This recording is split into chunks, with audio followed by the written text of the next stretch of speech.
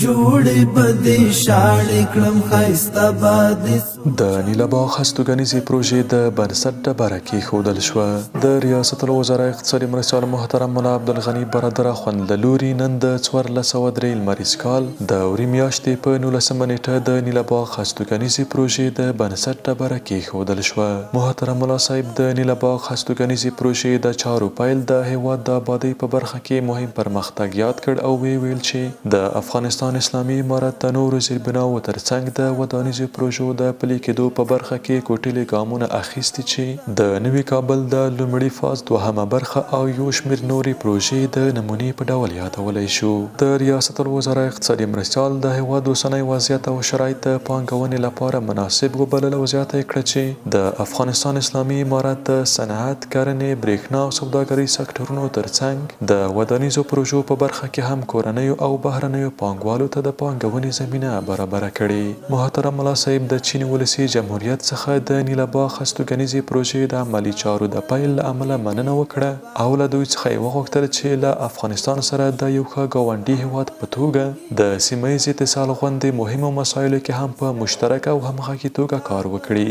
د ریاست الوزرا اقتصادي مرستیال د چین له حکومت او پانګوالو وغوښتل څو په افغانستان کې په مختلفو سکتورونو کې د پانګونې لپاره له شته فرصتونو څخه ګټه واخلي چې په دې سره به د کابل او بیجینګ ترمنځ اقتصادي او سوداګریزې اړیکې لا پراخې او پیاوړې شي. محترم ملا عبدالغني برادر اخوند د کور او ښار جوړولو وزارت او کابل ښاروالۍ څخه وغوښتل چې په پلازمینه کابل کې د تعمیراتي چارو ستونزو ته رسیدنه وکړي او اجازه ورکړي چې ودانیز کارونه پیل شي څو هیوادوالو ته کاري زمینه برابره او زیربنایي صنعت پرمختګ وکړي.